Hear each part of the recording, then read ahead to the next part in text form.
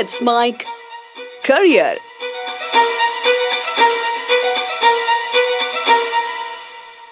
नमस्कार, let's mic नौकरी search में आपका स्वागत है। इस कार्यक्रम में हम केंद्र सरकार और राज्य सरकार के अधीन आने वाली विभिन्न सरकारी भर्तियों के बारे में चर्चा करते हैं।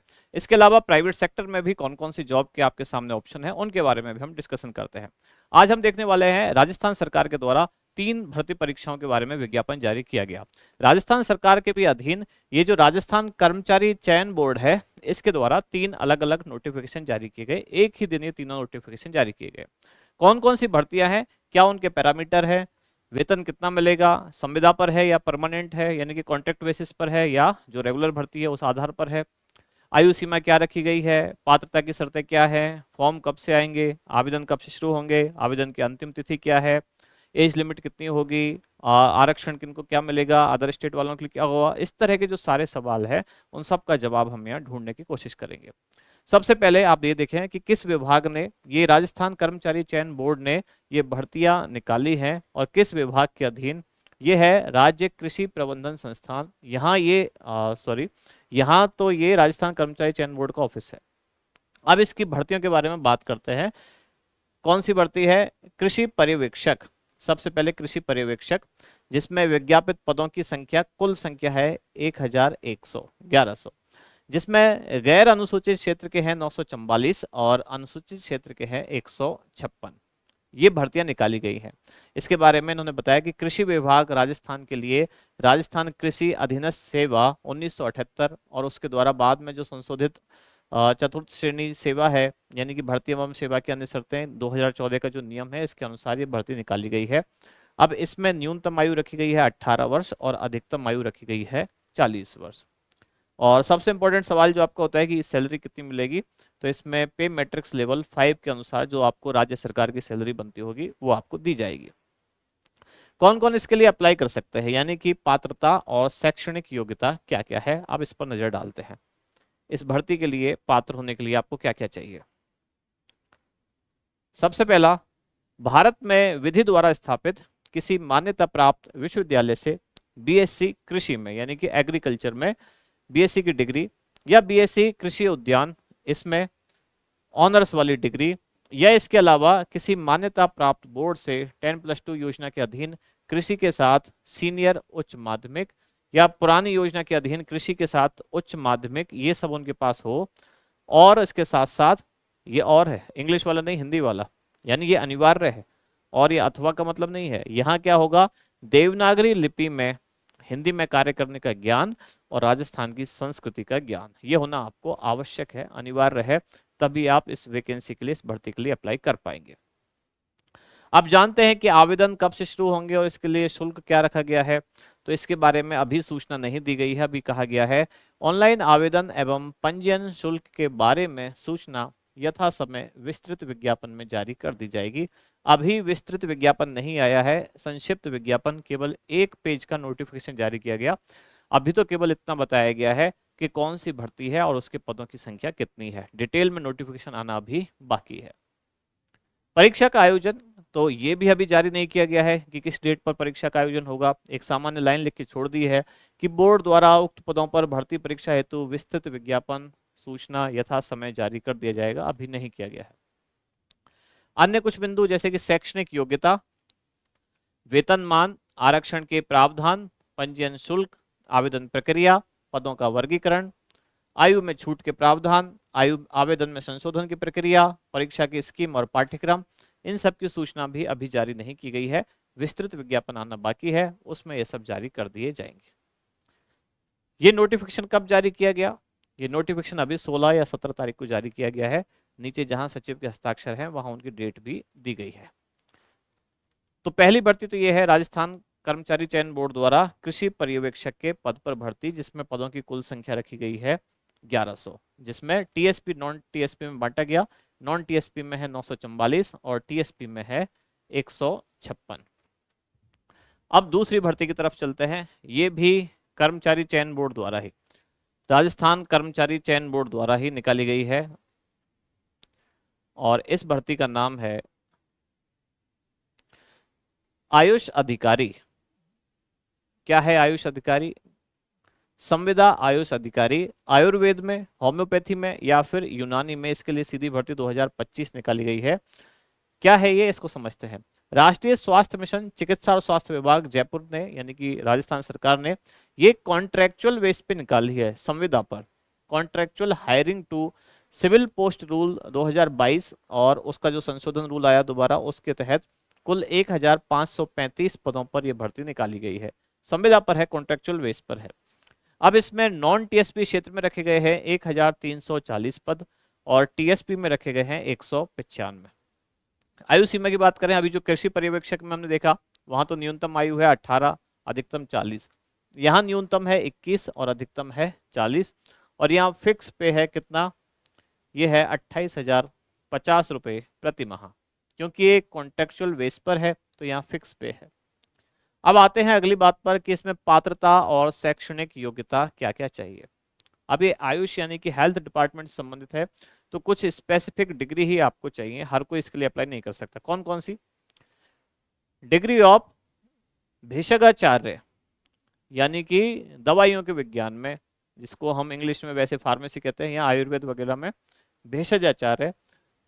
इसके अलावा आयुर्वेद आचार्य या बैचलर डिग्री इन आयुर्वेद जिसको हम बोलते हैं BAMS, किसी भी यूनिवर्सिटी से, भारत की किसी भी यूनिवर्सिटी से ये डिग्री इनमें से कोई एक आपके पास होनी चाहिए। या फिर बैचलर डिग्री इन होम्योपैथी जिसको कहते हैं BHMS।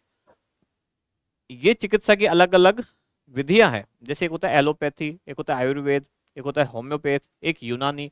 तो ये है आयुर्वेद में हो डिग्री आपके पास, या होम्योपैथिक में हो, या फिर यूनानी में हो। बैचलर डिग्री इन यूनानी यानी BUMS जिसको बोलते हैं, इनमें से कोई एक अगर डिग्री आपके पास है तो आप इस भर्ती के लिए अप्लाई करने के लिए पात्र हैं। आवेदन करने की अवधि अभी जारी नहीं की गई है, कहा गया है कि विस्तृत विज्ञापन में अलग से इसकी जानकारी दे दी जाएगी। परीक्षा का आयोजन, ये आयोजन भी कब होगा, किस डेट को होगा, इसके बारे में भी अभी जानकारी नहीं है, केवल संक्षिप्त विज्ञापन दिया गया है।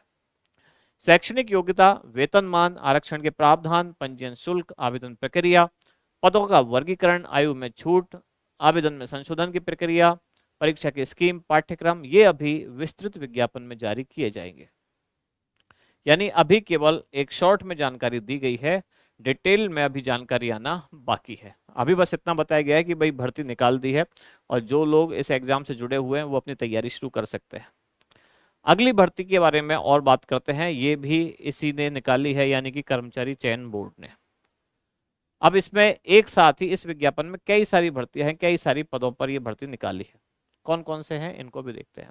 ये भी कॉन्ट्रेक्चुअल बेस पर है, संविदा के आधार पर ये भर्ती दी जाएगी। किस किस को? पहला है support engineer BE civil degree जिनके पास है, इसके कुल पद हैं 553। अब इनको भी आगे बांटा गया है, नॉन TSP में 539 और TSP में है 14 पद। सपोर्ट इंजीनियर BE मैकेनिकल या इलेक्ट्रिकल ब्रांच में कुल हैं 184, अनुसूचित क्षेत्र 179 और गैर अनुसूचित 5। सपोर्ट इंजीनियर डिप्लोमा चाहिए सिविल इंजीनियरिंग में, कुल 138 पद हैं, नॉन TSP के 110 और TSP के 28। सपोर्ट इंजीनियर डिप्लोमा मैकेनिकल में या इलेक्ट्रिकल में कुल पद हैं 46, इसमें नॉन TSP 37 और TSP के हैं 9। ऐसे ही सपोर्ट इंजीनियर IT एक्सपर्ट चाहिए BE कंप्यूटर साइंस या IT MCA, कुल 74 पद है, नॉन TSP 70 और TSP में है 4। ऐसे ही सपोर्ट केमिस्ट MSc केमिस्ट्री, कुल इसमें MSc केमिस्ट्री इसमें चाहिए सपोर्ट केमिस्ट के लिए, कुल 55 पद निकाले गए हैं कॉन्ट्रेक्चुअल बेसिस पर। इनमें से 51 है नॉन TSP के लिए और TSP के हैं 4। अब इसमें आयु सीमा इन सभी के लिए, क्योंकि एक ही पोस्ट की भर्ती है, बस केवल ब्रांच अलग अलग है, तो न्यूनतम आयु रखी गई है 21 और अधिकतम आयु रखी गई है 40 वर्ष। मानदेय सबका फिक्स है, एक फिक्स पे दिया जाएगा और वो फिक्स पे कितना है 16,900, 16,900, 16,900 सबका फिक्स है। एक बीच में कम है 13,150, जो सपोर्ट इंजीनियर IT एक्सपर्ट है उनको 13,150 रुपये प्रति माह दिया जाएगा। सरकार पता नहीं क्या सोच के इतना कम वेतन रखती है, 13,150 रुपये में कोई आदमी कैसे अपना घर परिवार चलाएगा। अब आगे देखते हैं पात्रता और शैक्षणिक योग्यता। तो सपोर्ट इंजीनियर जो बी सिविल के पदों हेतु क्या पात्रता है, इसमें चाहिए degree in civil engineering from a university. ऐसे ही जो अगली है सपोर्ट इंजीनियर बी मैकेनिकल और इलेक्ट्रिकल, यानी कि जिस विभाग की वो भर्ती है उसी की ही आपको डिग्री चाहिए। इसमें चाहिए मैकेनिकल में या इलेक्ट्रिकल इंजीनियरिंग में डिग्री।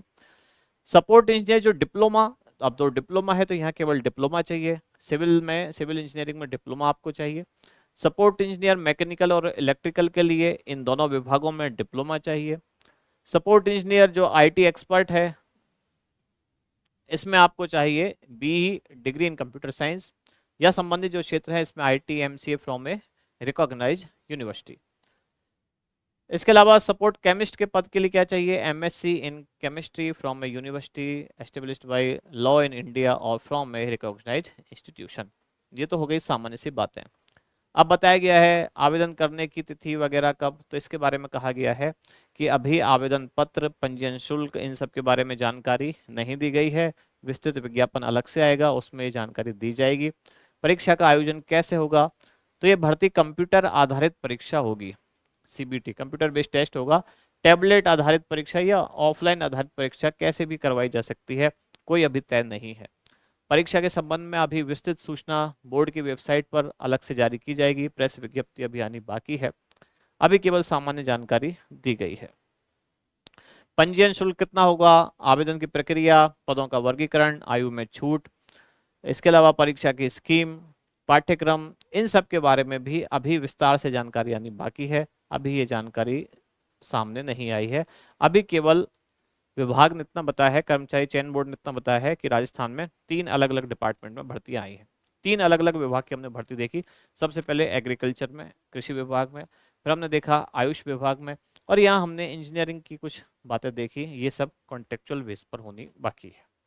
तो अगर आप इनमें से किसी के लिए भी पात्र हैं, सरकारी नौकरी की आप तलाश कर रहे हैं, और अगर कॉन्टेक्चुअल बेसिस पर भी जाने में आप राजी हैं, तो आप इसमें से अप्लाई कर सकते हैं किसी भी भर्ती में। ये जानकारी आपको कैसी लगती है, ये कार्यक्रम आपको कैसा लगता है, इसके बारे में हमें कमेंट्स में जरूर बताएं।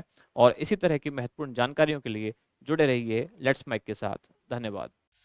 आप सुन रहे थे let's mic more than radio. Follow कीजिए हमें हमारे सोशल मीडिया प्लेटफॉर्म्स पर। It's time for news. It's time for more than radio. Presenting the first radio news app, Let's Mic. Let's Mic, a news-based app on your phone where you get to watch and listen news, talk shows, interviews, radio show podcasts. On Let's Mic, you get all relevant information of TV, print, radio, podcast, and digital. Let's Mic talks about every segment of life.